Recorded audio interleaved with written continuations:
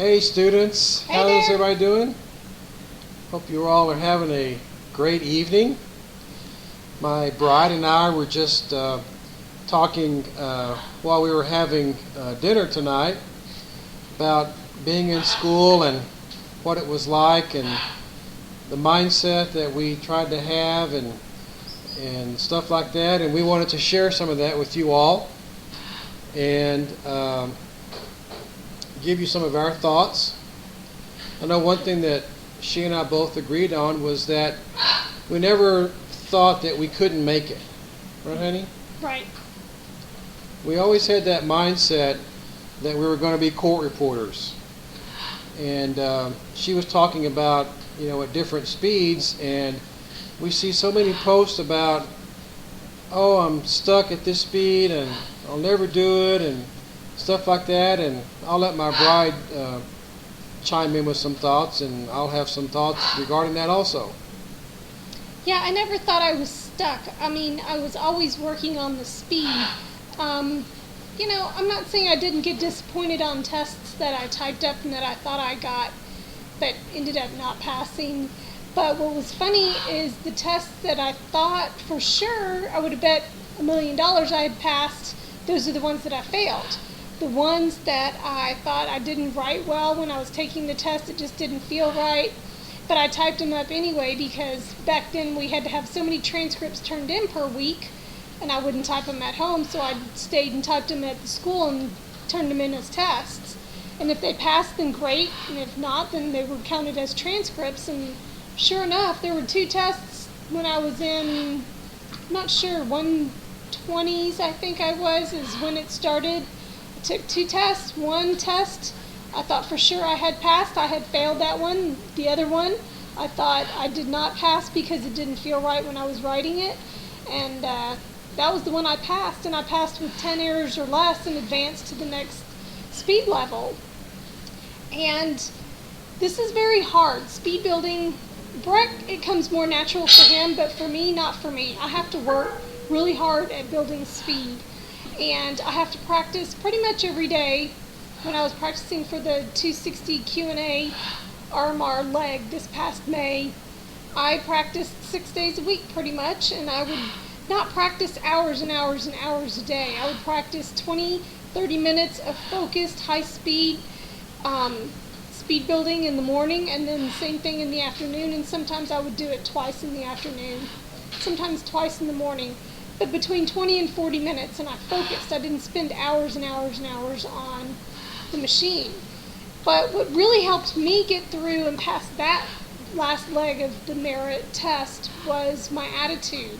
I had decided to try something different because I had failed last November's test, and I was close. I was only 11 over. I had missed 11 points over. And I had a bad attitude, and I didn't practice from like the beginning of December until January 10th when I started practicing again for the RMR this May. And I decided to do a little experiment, and that was with my mindset. I was not going to get frustrated, and when I would get frustrated, I would just turn it around and push myself harder. I would tell myself, okay, this is very frustrating, but I'm going to get it. I'm going to push myself a few more words, a few more seconds until I could build speed. And that really helped. It wasn't easy all the time staying positive because there's a lot of negativity in the world and just stresses and everything around you can get to you, but try it and you'll be surprised because within 2 weeks I was thinking I was writing the speed even though I wasn't, and I was practicing, and I just had an attitude that I was just going to push myself harder. I was not going to be frustrated or any kind of negativity, and every time I thought of a negative thought or something that came into my mind, I replaced it immediately with a positive thought. And within 2 weeks, I was really doing well on that 260 Q&A. And I can't believe I got a 260 Q&A. I mean, that's just ridiculously crazy. But the article that I posted earlier today, that's what I did this past time, and even when I was in court reporting school, and it helped me a lot. You're not in this alone.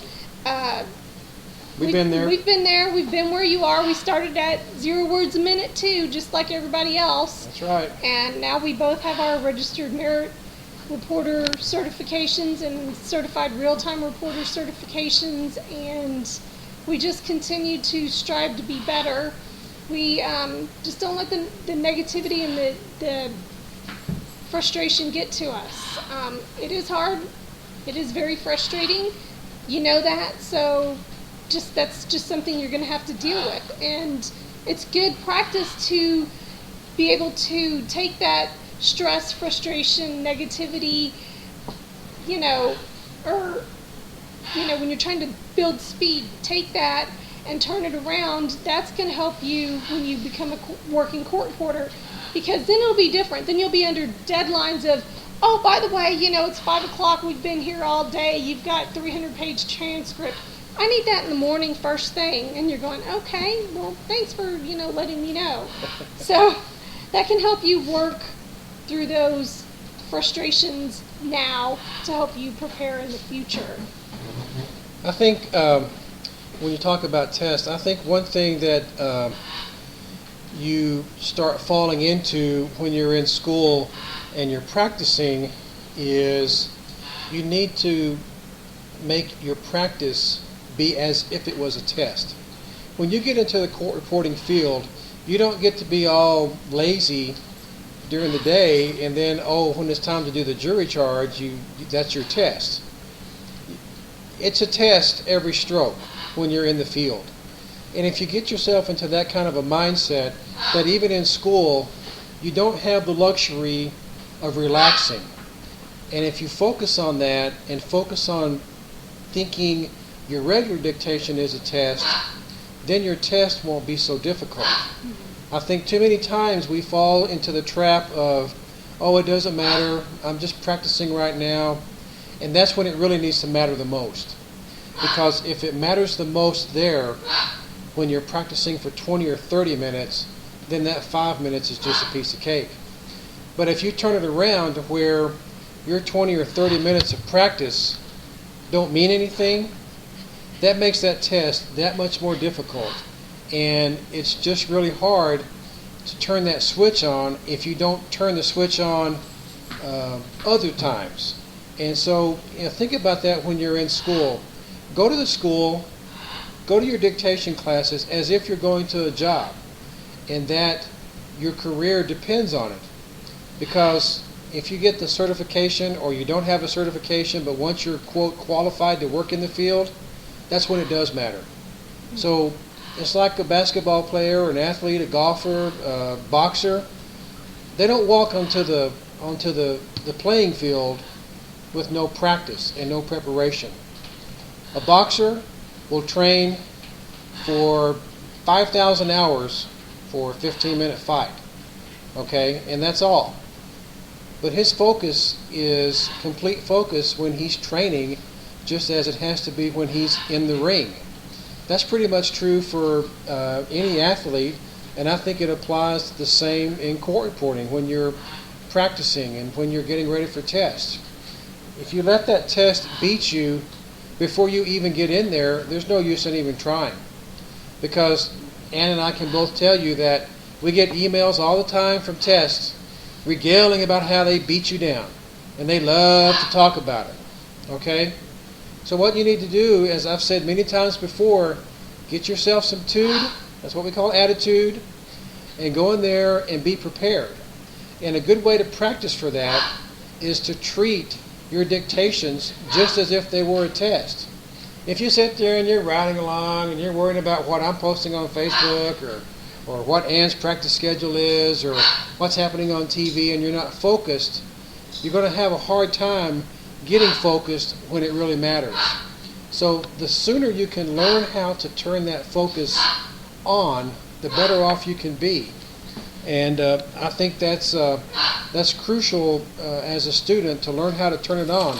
I can't tell you how many times I would be in the office thinking, it's going to be a great afternoon, my job canceled, I don't have anything to do, and 10 minutes later they'd walk in and say, Breck, you got to go do a job. Ann probably had the same thing happen. She'd be sitting at home working on a transcript, thinking it's going to be a great day, maybe do some shopping in the afternoon. gets a phone call. 20 minutes later, oh, you got to be downtown in an hour. And then, you get downtown and they say, well, when can we have this? When Ann and I first got together, I did most of the writing and she did most of the editing. And from March of 2009 to October of 2009, probably 80% of what we went to, the jobs that I took, it was, when can we have this? And luckily she was right there with me, and they got it within 30 minutes to an hour of us being done. But it just worked out that way. You just never know. And I think one reason it worked out that way is because I have prepared myself in what I do to be able to do that. And then having Ann with me, or having a scopist right there available, allows me to do that. Hence, more money. Because when you turn stuff out quickly, attorneys want it quickly, and you can do it, not only does it make you more money, but it puts your reputation out there that, hey, he can do that. And you want to start developing that reputation when you're in school. Yeah, you can take 6 tests in one day. Yeah, you can do 2 in a day. Yeah, you can transcribe 3 tests in one day. And yeah, you can pass them because you're ready. But what you want to do is not only transcribe your test, but do some in between and treat those as if they are a test. And if you can do that, you get your mindset in a mode to where you're ready to go. And you learn how to turn that switch on right now. You don't want to have to be forced to do it. Nobody likes to be forced to do anything. You just don't. And so, we think that you've got to stay positive. And you watch us, and we're pretty happy, and we're pretty positive, and we're having a great time together, and that's just wonderful. But it's something that you have to do, and you have to enjoy life. And as Ann and I talk about, maybe you break your practice sessions up and not sit there and try to win first place and bang out 8 hours a day when you're not doing anything worthwhile and just hitting the keys. If you can focus for 20, 30 minutes at a time, I think you'll have as good of a result as you will just sitting there for hours on end and just slapping at the keys. When you hit those keys, they need to be the right stroke as best you can. You're not going to hit it perfect all the time. We make mistakes. Everybody makes mistakes. But we work at it, and we still work at it. I've been doing this for 29 and a half years, and I'm not satisfied. And I don't think Ann is either. We can always do it better. We always look for ways to do it better. We look for ways to change our writing. I just added a stroke today that I've heard a lot in court, and I continually do that. I'll pull out a book, no, Baxter. I'll pull out one of the brief books that I have, or some writing book, and look for shortcuts, and I'll just keep adding to my arsenal so that I'm prepared for battle. And y'all need to do that right now as students. Keep yourself positive, and you can do it.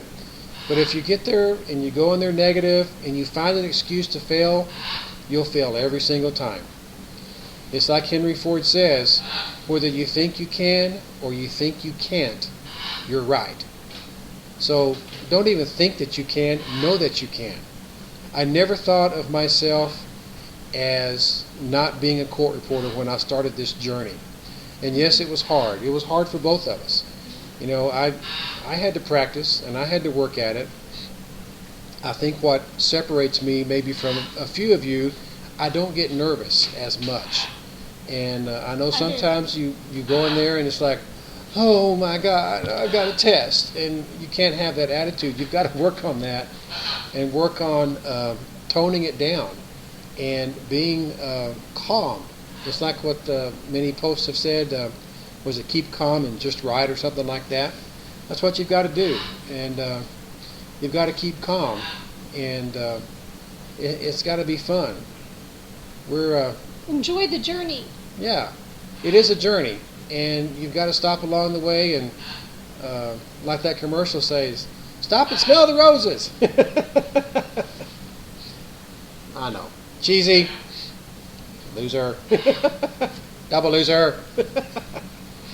But look, we're having fun. We work hard. We play harder. And we have a great time. But when it's time to put the dog and pony show on, we can do it. And that's what you all want to strive to be able to do. And it starts in school as a student. The sooner you start down that path with that mindset and be positive and know that you're going to be a court reporter, the quicker you will get out. But if you want to sit there and keep saying, I can't do this, I'm never going to pass this test, you're just going to bog down.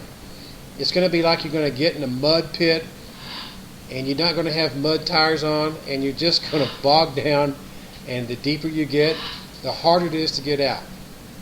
So stay positive. Don't get too frustrated when you think you're stuck at a speed. Well, you're not stuck. Press on down. You're not stuck. You're just enjoying the scenery. You got to just keep progressing and stop saying that you're stuck at a speed, because if you say I'm stuck at 180, then that's what's going to be. If you say I'm getting this, even when you're not, eventually you will. Whatever you think and believe is what will happen. So give your words positive thinking instead of negative thinking. I am doing this. I can do this. I will do this, instead of this is too hard. I can't do it. You know. One other thing that we definitely want to emphasize is there's been a lot of posts about some of you finishing school and you're done. Okay? Don't stop. Don't let up. You've passed your mocks. You've qualified. If you're in a state that has a CSR requirement, or you need to pass the RPR, and you've got several months between when you finish now and that test, the last thing you want to do is sit around on your tail for a month or 2 months and not practice. If anything, I would stay in school until I finished the exam that I needed to finish to be in the field. If you don't have a requirement, then start working. But when you start working, continue to strive to get ahead and do better. The RPR is open for anybody, and I would definitely suggest and urge all of you, go for those certifications, and it'll make you better. And like my friend said that lives here in town, life happens. And you can be sitting pretty one day or 1 year, and all of a sudden things change, like we've seen in California, Nevada, Utah, and you're out of a job. And those certifications, while they may not be necessary where you're at, they may be real necessary for you to be able to continue working somewhere else. I know there's a big debate about being certified, not being certified, but I'm just saying it's just another thing in your arsenal to help you in your career. And we have the certifications necessary that if we had to move out of the state, we could. If we had to work somewhere else, it wouldn't take us long to accomplish that feat. We like it here. We're having a great time, but there's always that chance that life could happen. You just never know. You could have a death in the family. Something tragic could happen. You've got to move. And if you don't have your arsenal prepared for that kind of stuff, it's going to be a little more difficult to make it happen. So keep that in the back of your mind. Don't just think that because you've worked so hard to get out of school that it's over, because that's really when it really starts. 225 in court or in deposition is just not fast enough in this day and age. It's just not. So keep that in mind. Keep working to build your speed. Something else that we were talking about at dinner was when we were in school, we transcribed our tests on typewriters. And it was amazing. We had rooms that were, 30 by 30 or 40 by 40 and full of typewriters. They'd have 25 typewriters in there or more. And you'd go in there and everybody would take their test and go in there and start typing. Now you talk about concentration. We had to read our notes and type up our test. And it was noisy. You can't imagine a room full of typewriters unless some of you are my age or our age and actually remember what that was like, because it was just crazy. And it taught you how to focus on your notes and what you were doing. That being said, I could transcribe a Q&A on a manual typewriter in about 20 minutes to 25 minutes. That allowed me another 30 minutes or so to be able to check the file and proofread it. You also want to make sure that you can edit your transcripts so that you have time to go over them and check them.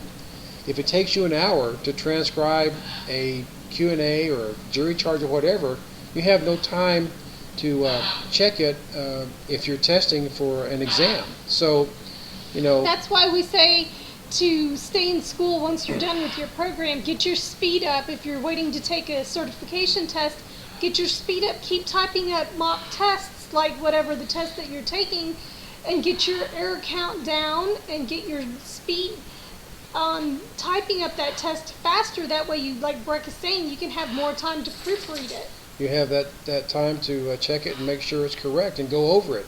And by getting your errors down, if you're just barely getting through the mocks to qualify, you definitely want to lower your errors, because you'll get worked up at the test, you're going to get nervous, and that will give you a buffer. Yes. On a Q&A, you need to be around 10 to 15 errors.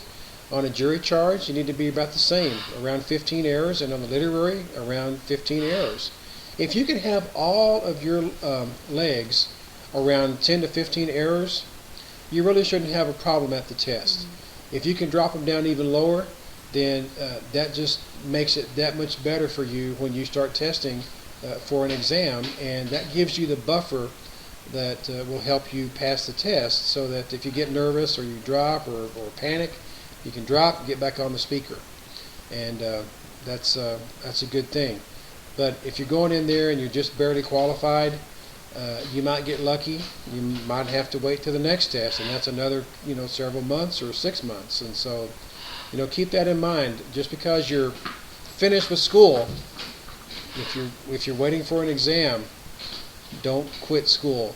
Stay in it and finish school, and that way you're prepared for that exam, and you'll do great if you do.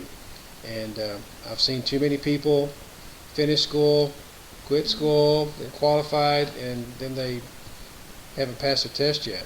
And some have taken a couple of years and still haven't passed. So it's all right here. We don't want that. We don't want that for you guys. We need you out in the field. Yeah.